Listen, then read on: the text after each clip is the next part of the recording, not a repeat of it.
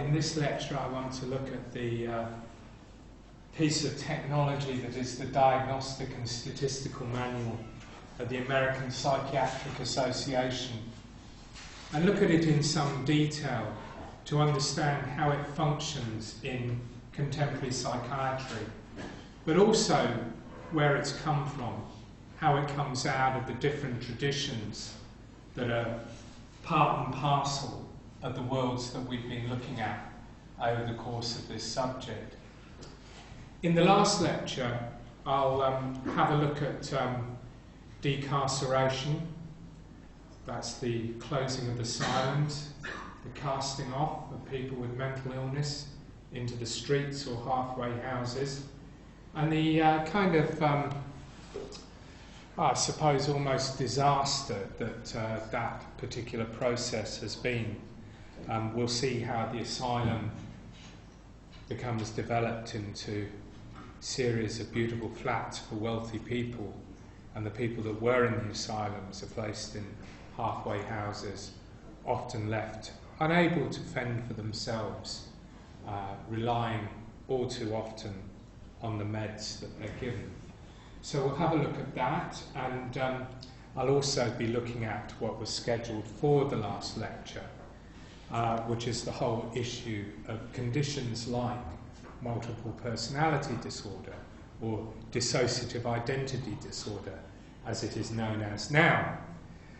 And I suppose that that very fact that what was once called split personality and then became defined as multiple personality disorder and then became redefined as dissociative identity disorder might say quite a lot about the way that mental illness has been divvied up.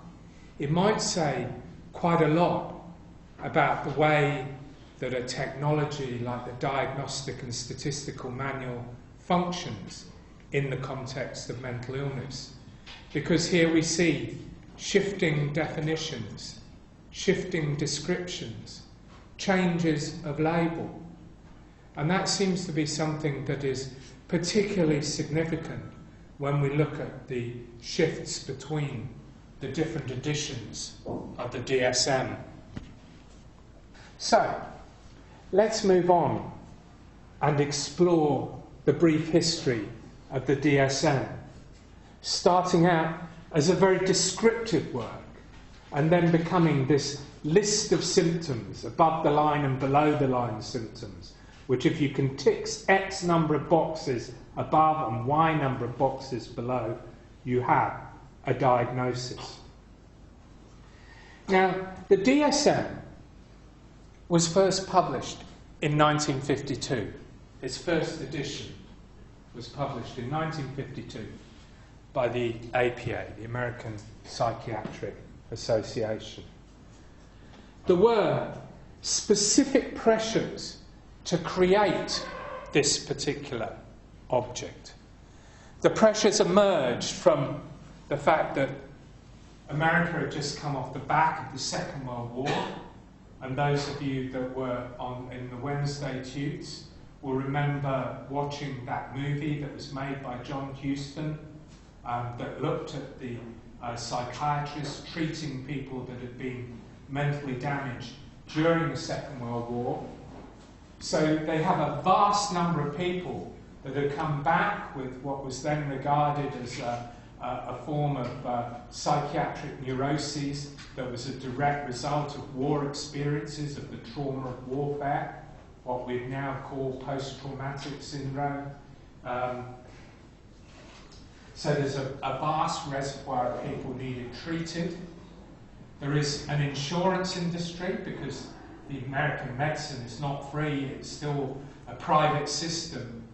And if you want to be treated, you've got to have insurance.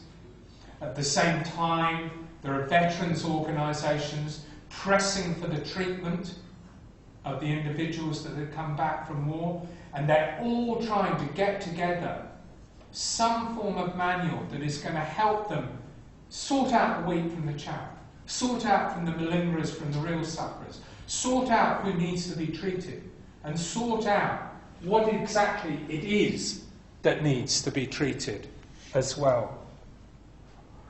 Now, we also have to remember that for almost the entirety of this period, the American Psychiatric Association is dominated by Freudian thinkers, dominated by notions of psychotherapy and psychoanalysis. There is no coincidence that this particular domination occurred.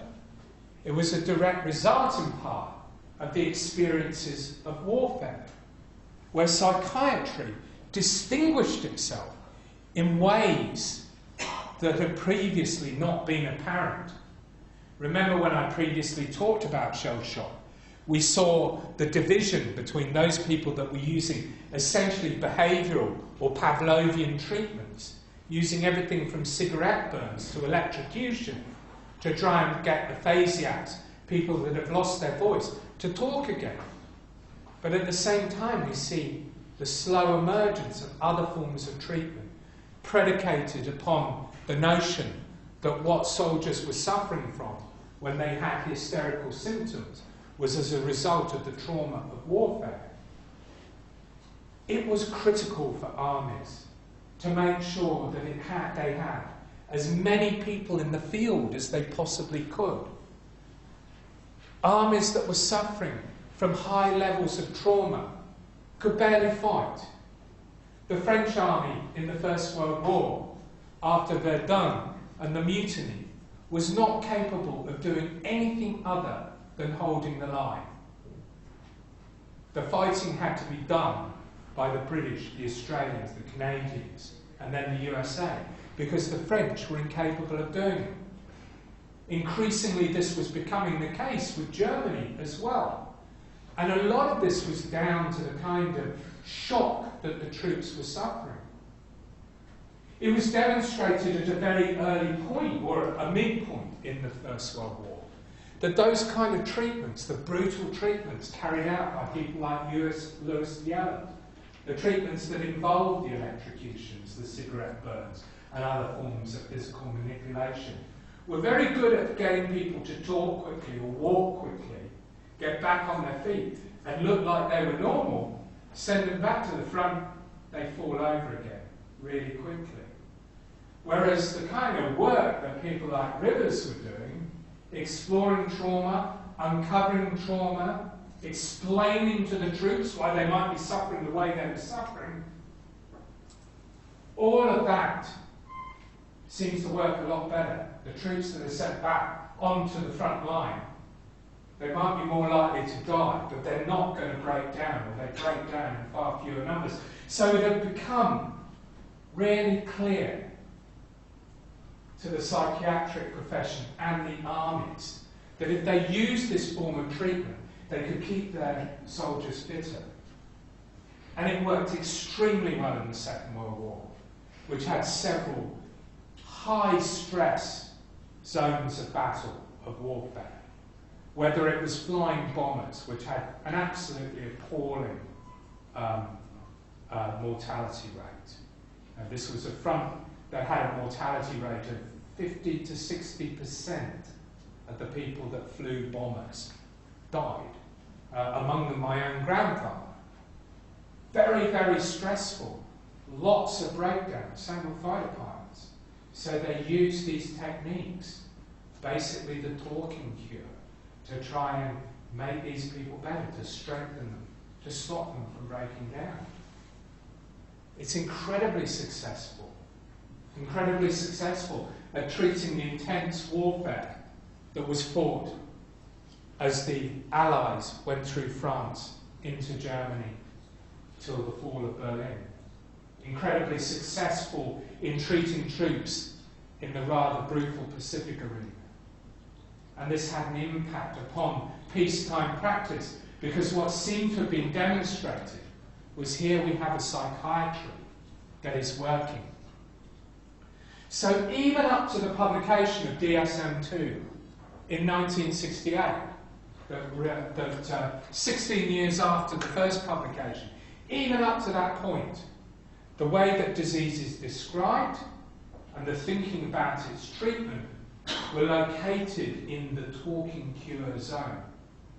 The American medical profession, psychiatric profession, had been pretty well and truly captured by the psychotherapeutic lobby. However, elsewhere there were problems with this approach, because in the World Health Organization and people like that, they were developing their own classifications of diseases, all diseases. The International Classification of Disease is one of the most thorough taxonomies of diseases that you can find. Go and look it up on the web.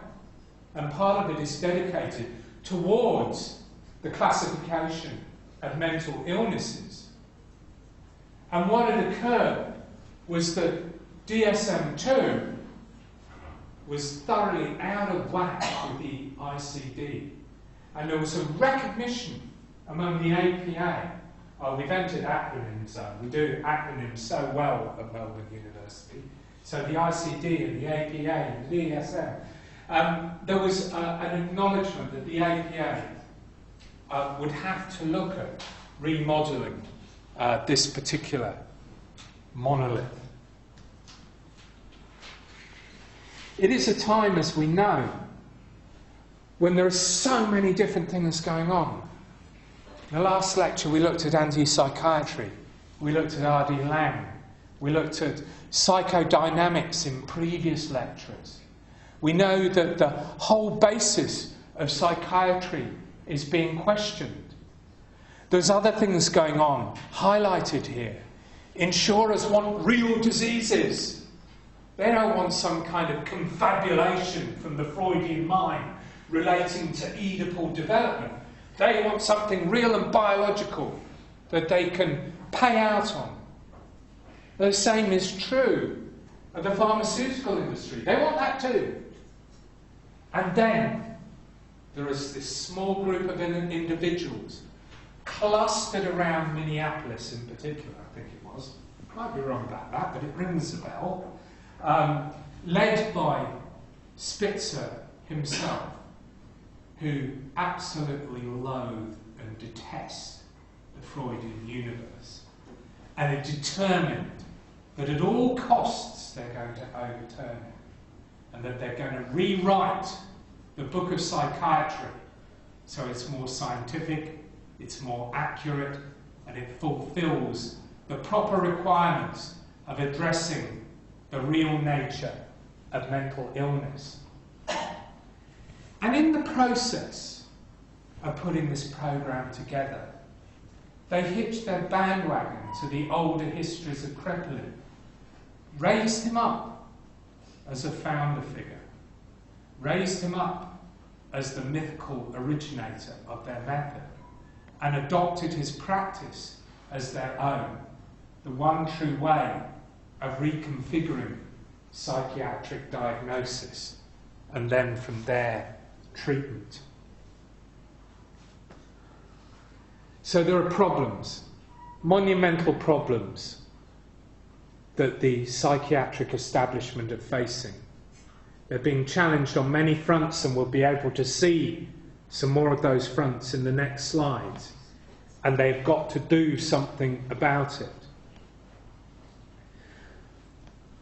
Robert Spitzer himself, this young Turk, this big fan of Kraepelin, was made chairman of the committee that was to draw up a new classification for mental illness, to redraw the map of mental diseases that were contained within the DSM, to align the DSM more effectively with the methods that are being used by the International Classification of Disease.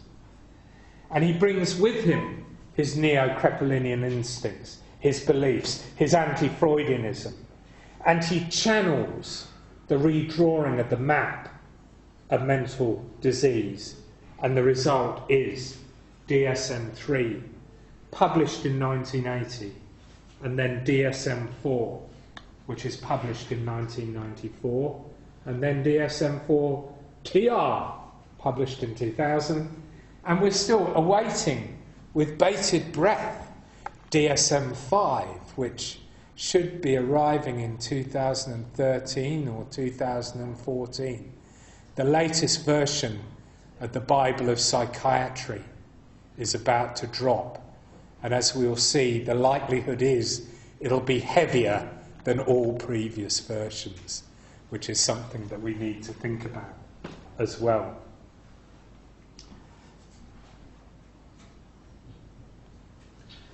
So when DSM-3 was created, instead of having the descriptions that were there before, Spitzer decides to try and make it as Kraepelinian as it possibly can. However, his desire to do this meets a degree of resistance from those that held on to the ideas of Freud, of the talking cure, of the psychodynamic ideas of development and mental illness. DSM-3 itself is a compromised document. It could never be what Spitzer wanted it to be because of the battle between his small group and the group that had dominated the profession itself. His compromise was to organise the taxonomy along 5 different axes, which allowed, to some degree, the merger of the psychosocial model into his more biologically driven psychiatry. He also had to state there is no assumption that each category of mental disorder is a completely discrete entity with absolute boundaries. Because once you start entering the realms of taxonomy, that's what it looks like. Taxonomy is ordered with as tables, one object discretely separated from the other. We're talking about types, I think, rather than kinds, are we? Can I have some philosophical help there, here? Who's doing philosophy here? No? So no one can tell me what the difference between a type and a kind is. Yeah, Spencer. Well, I think that a type has to do with sort of, isn't it a type that's conventional arbitrary where the kind is supposed to represent something real? Yeah, it's something like that. At the back, do we have any? Type is a label for all categories. Yeah. Yeah. I think what he's saying is that the descriptions, they sure as hell look like kinds, but they may be types or something even broader than that. I'll go and revisit that bit of philosophy between now and the next lecture and hopefully come back with something for you. And the qualifier sometimes is used a lot. Now, the thing that they were at major pains to say when they released DSM-3 was if you looked at it, anyone could look at it and go, oh, well, you know, I can do that. I can match people's symptoms, their behaviour. I can observe and tick the boxes and come up with a diagnosis. Anyone can do that. Now, of course, the codicil put out by Spitzer and his colleagues was, no, you can't. It really takes the trained eye of the psychiatrist to achieve this. This should not be used by anyone else. It should not be used by GPs. It should not be used by nurses. It should not be used by social workers. It should not be used by insurers, because only the psychiatrist has the capacity to really interpret what the symptoms are. So it came with this kind of, as we'd say in Britain, government health warning, that the contents couldn't be applied in cookbook fashion. But as we will see, that is exactly what happened. In fact, of course, it was unavoidable. And is exactly how it is used today. It was to be convenient shorthand for professionals, but the fact that it was shorthand meant no one else should be involved in it. Now again, rewinding a bit here, winding the story back a small amount, there were a number of other factors that were playing into the need to reformulate the DSM. One of which is, as we've already seen, the 1960s, a time of revolt against authority, a time of changing attitudes towards society, a time of changing attitudes towards civil rights, towards women's rights, and critically towards gay rights as well, critical to this particular story. Because there were very many conditions that psychiatry had pathologised. We've seen this across its history. Attempts to pathologise crime, to make crime a psychiatric condition. Not something that was produced by social circumstances, but something that was involved in the psychiatry of the individual. We've seen the way that psychiatry has had the capacity to create deviance, to decide what is and isn't acceptable behaviour, and to decide which behaviours overstep the marks of normal and become pathological. And right the way up until 1968, homosexuality most definitely fell into that category. Of course, you'll remember, some of you, that the decriminalisation of homosexuality is really a very recent event in many Western societies. In Britain, it wasn't until the 1960s. In Australia, I think I'm right in saying that, that in Tasmania it's still might decriminalised. No, it's not. They decriminalised it. Yeah, very recently. It had stayed there doing nothing. I don't think many people had been prosecuted under it. Queensland, during the 1980s, kept it on the books and actively used the law in Sir Joe's Perfect Republic, I believe. It was very recent for homosexuality to be decriminalised. And certainly in the 1960s, it formed part and parcel of debates about sexuality and about the regulation of sexuality. In these more permissive times that the 1960s were the first flourishing on, in these times when groups of people were getting together to organise themselves, to fight against the injustices, the exclusions of so-called democratic society, in the times when the United States of America had virtual apartheid if you went below the Mason-Dixie line, in times where, okay, women were allowed to vote, but as Spencer pointed out in the tutorial, the reason that they developed specific drugs to deal with depression was because... So she could cook breakfast again. Yeah, so she could get up in the morning and cook breakfast again. In a time when women were discriminated against, still are discriminated against, paid less, conditions in the workforce worse, discriminated against ideologically on very many different levels.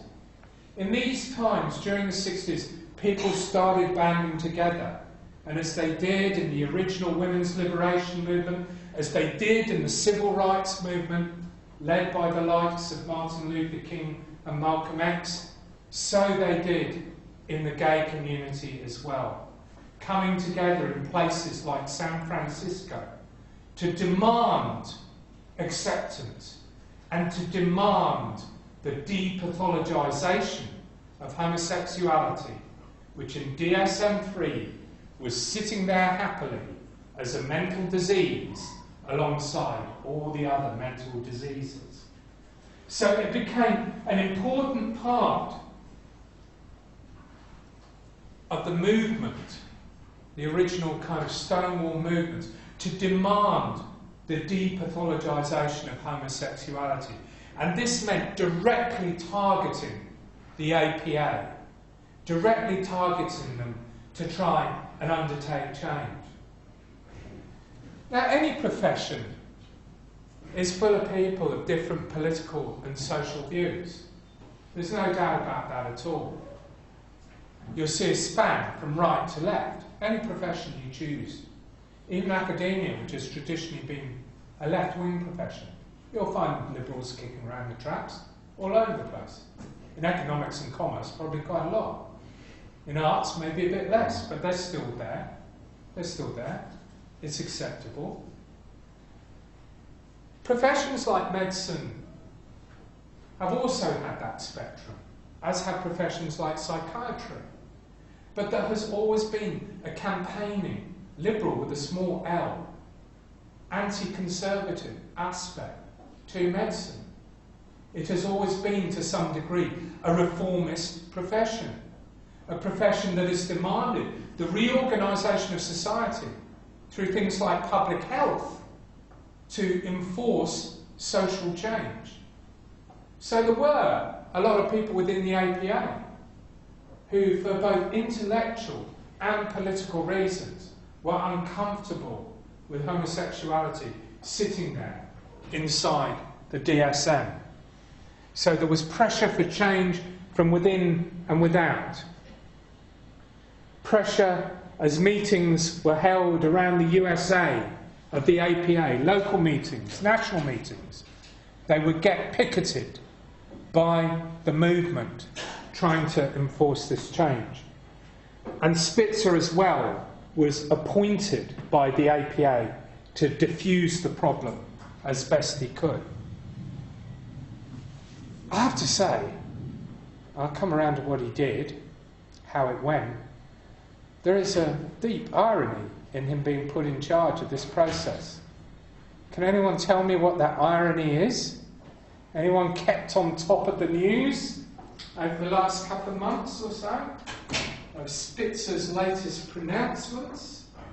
Still alive, still working, still the doyen of the APA. He came out a few months ago with an article that, actually a few years ago I think it was, with an article that suggested that it would be possible to decondition people's sexuality. In other words, to recondition them to, in effect, wipe out the homosexual. So the man that was put in charge of this process, even in the early 2000s, was maintaining that it was possible to decondition the homosexual. Now, you can imagine the storm that this created. And it was recently that he was more or less, no, he was more rather than less, forced to retract and admit that the research that he'd undertaken was flawed, that his evidence base was rubbish. But it makes you think, doesn't it? You know, he was put in charge of doing the job. And he did do the job to a greater degree. So until DSM-3, his child, homosexuality was labelled a psychiatric problem, with a consensus within psychiatry that it was a mental illness, although, as I've indicated, there were many that did not believe that. As the DSM's being reworked, Spitzer's trying to find ways to remove this embarrassment, and so in the reprint of DSM-2 in 1974, it was replaced by the slightly more anodyne sexual orientation disturbance. And by 1980, we have the category ego-dystonic homosexuality.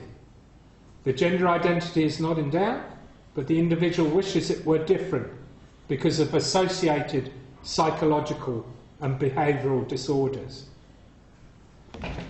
And then DSM-3R 1987 removes the category completely, but there remains the rather amorphous sexual disorder not otherwise specified. It was a long withdrawal, The retreat from Moscow, this was not. And it demonstrates the capacity that psychiatry has had to create people, to reinforce identities, to decide what is illness and what is not illness. Running out of time here, I'll just point out what I was going to say here. One of the major critiques of the DSM and the way that it has functioned in tandem with the pharmaceutical industry is this proliferation of different categories, proliferation of conditions. So from 2000 onwards, we find this new disease, social anxiety disorder, which was once upon a time known as shyness. This is no less than the pathologisation of shyness. And there's no doubt that there are forms of shyness that are debilitating to people. But as soon as you have actually pathologised something, you have created a new beast, you have created a new set of identities. It has been suggested that some of this pressure to create SAD, social anxiety disorder, was driven by the development of the pharmaceutical industry to redeploy a Mayo which had been proven to not be terribly effective in the treatment of depression. Well, that's a surprise. As any of you that follow these things will know, most of the latest research is demonstrating that the effect of antidepressants is pretty much the placebo effect, and the placebo effect, and the placebo effect, and not the whatever it is that's in your Seroxat or your Prozac or whatever. So it didn't work, but they noticed that people's anxiety was decreasing and identified a ready market for a new drug that would be able to treat this condition, and then started campaigning for its inclusion in the DSM. And this is a process that's going on at the moment. And so it came to pass that SAD entered the hallowed covers of the Diagnostic and Statistical Manual. Well, let's have a look at that. There you go, that just demonstrates, and I expect the next one will be like that. Notice how it's getting fatter and fatter and fatter. The uses of the DSM. Well, the psychiatrists, they couldn't have it all their own way. Yeah, they started off with it. And then all of those people that they said shouldn't use it end up using it.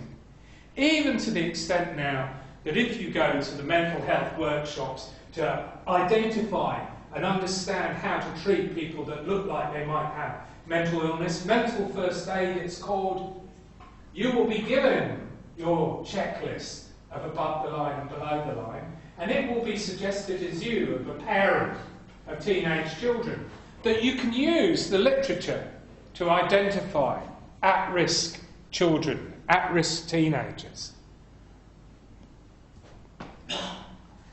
So, critiques. It may be diagnostic, but it certainly ain't statistical. The ontological reality of the different conditions, we really just don't know. They're not mapped to biological somatic conditions, and they're not mapped to any other form of model. There is this tight relationship between its illness categories and the pharmaceutical industry. And I sincerely believe, as I think I've said before, that I expect by the time I die, it will have decreased in importance and may well have become a cultural artefact. That's my prediction. I can see Jans go, I don't think so. Well, I think that, aspects of shorter a ride. If we look at biology, we're going to find out a lot more, whether it changes treatment. Spencer, yeah. Yeah, I just did a project this a couple of years ago. I don't know how accurate it still is, but one of my friends